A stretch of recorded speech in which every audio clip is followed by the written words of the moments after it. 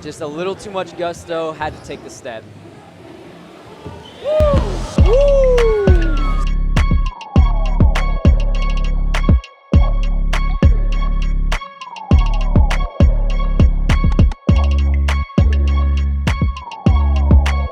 Is everybody ready? All right, 30 minutes starting. All right, it's on. Let's 30 go. minutes. Where would you start on this course, Joey? Ooh, that is a fantastic question. For me personally, I think I would start on either the strides to precision on this kind of awkward spot that we just saw somebody hit, or I would start on the Lachey pre-plyo cat out in the back. Both of those seem like nice kind of warm-up challenges. They're not too insane, and most importantly, they're soft on your body to work on, and that's what I look for as a warm-up challenge. And we have a lot of competitors on this course, all kind of just trying to find a spot where they can work on a challenge. We already have a few lines building up, as you can see. And that's one of the biggest things that goes it's kind of the unsung challenge of these challenge courses, right? You have athletes running everywhere. So not only do you have to be worried about, okay, if I fall, I have to save myself, but you also have to say, okay, if I fall, I have to make sure there's nobody under me that I also have to get out of the way of. Looks like somebody just completed the dyno challenges, getting all the way up to the top. It looked like it was Liam Hodge. Yeah, people are just checking That, as you could see there, we had one pump, a second pump, going for the precision. That one would not have counted, but it's a really good way to feel that challenge out. All right, Tim Champion still in first place. He's got 1.5 points. Means he's put together 3 of these challenges already. Right there you can see Brody Pawson going for the stride cat to return. That is a massive cat back to precision. It is not easy for any of these athletes, especially with that stride into it. Very well done. I'm actually seeing, as I'm looking around, I'm seeing a lot of our athletes basically complete the challenge, but just automatically kind of reaching out to touch the walls next to them, just for that little bit of balance. And they're really gonna have to fight that instinct. Otherwise, they're just gonna have to keep doing the same challenge over and over again until they get that not incomplete. Oh. Just couldn't hold that stick. Just a little too much gusto, had to take the step. Woo! Stylish little bail right there. Yeah, it shows you a little bit of how tight that landing is. Yes. It is not a big space. So I'm rooting for him. I would love to see how far he can make it. Oh. And that again, you saw he had the power, everything going, but he was just leaned a little bit too off to the side. Once you touch that wall, it's all over. How do you deal with that when you're out there on the course, Joey? Not just trying to have fun with all your buddies, but also trying to accomplish the goal at hand. It becomes very difficult. It's kind of a balance you have to strike, right? Now, wow. Beautifully done by Tim Champion, former skills champion here at NAPC. And we just saw Joe Hendo right behind him right now. He went for it first and didn't even make the initial Kong free, and that just goes to show how difficult that challenge is. But for me personally, when I used to compete a lot, for something like style, it was much easier because I wasn't on the course with my friends, right? I was on the course with me.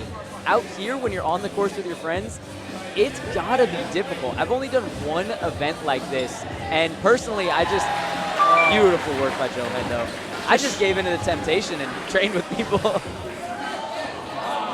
right, well, that attitude definitely helped out Joe Hendo there, following up on his friend Tim Champion's successful flash of that difficult Kong Precision Plyo Challenge.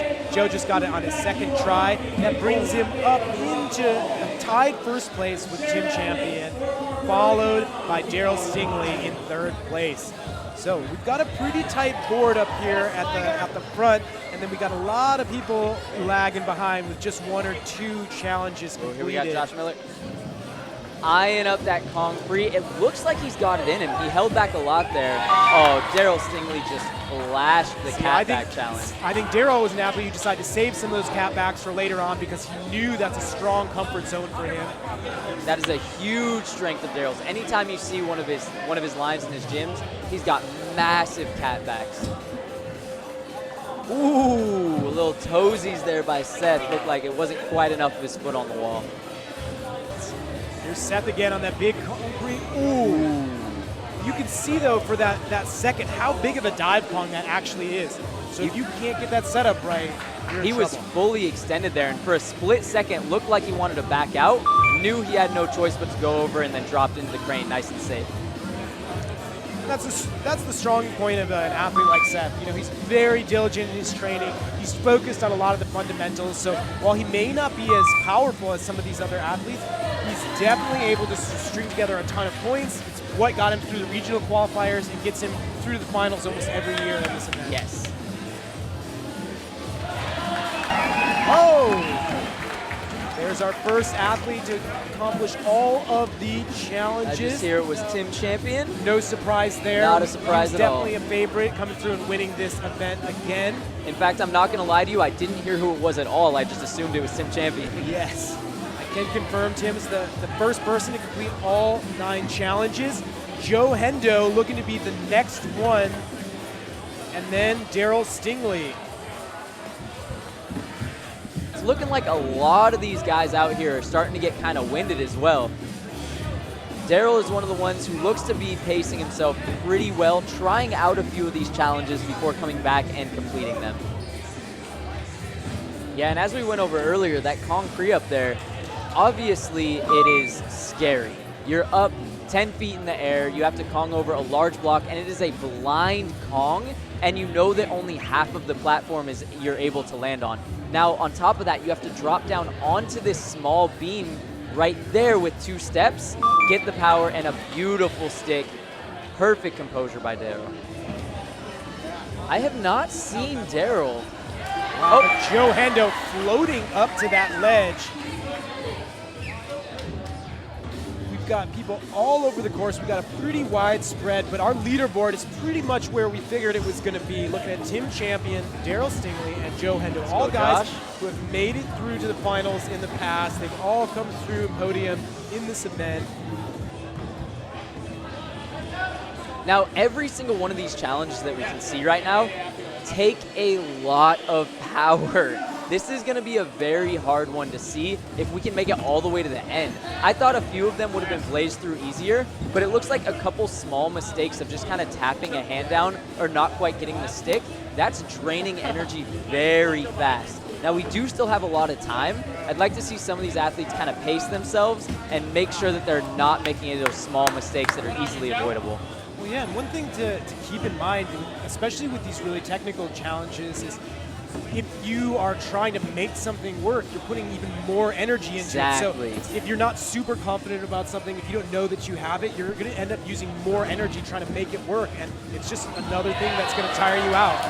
And sometimes it is better to just kind of give up on those ones instead of fight for that precision. When you already know you haven't completed the challenge, it might be better, instead of feeling out the rest of it, to just give it a break, use your energy wisely. Especially because you know in a couple days you're not going to have unlimited attempts. Exactly. All right, here we see Daryl lining up for that Kong precision again. Let's see if he can make it again and then pull through with a clean plyo out of it.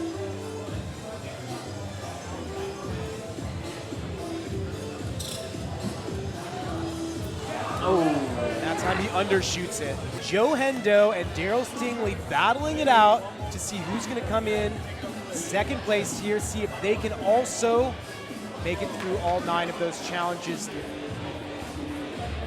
Here's Daryl. You can see how much harder it is to get you a start when you have to balance on that rail to take off. Just makes it so much harder to hit everything exactly right. there it is. But he does it. Nice work, Daryl. All right, Daryl Stingley, our second competitor to make it through all the challenges. Nice work, Daryl.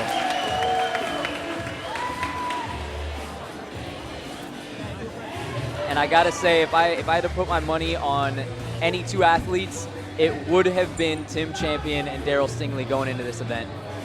Yeah, and I'd have to say, in a toss-up, oh, was that Joe Hendo? There's Joe Hendo coming in just after Daryl with all challenges completed. Now, Joe's an athlete who I think we're all looking forward to seeing in speed most of all. Yes. It's where he crushes it. He's just a dominant force. But seeing him push it in these skill challenges, I think is a really cool testament to what type of speed athlete he is. He's not just somebody who's going for it, giving everything he's got. He's technically super sound. He's mentally really strong, and that's part of where his speed comes from. Exactly. All right, last 10 seconds. Let's see if anyone get it in. Tavon trying to get his last move in. 5, 4, 3, 2. Let's go, AJ. Get up there. Nice work.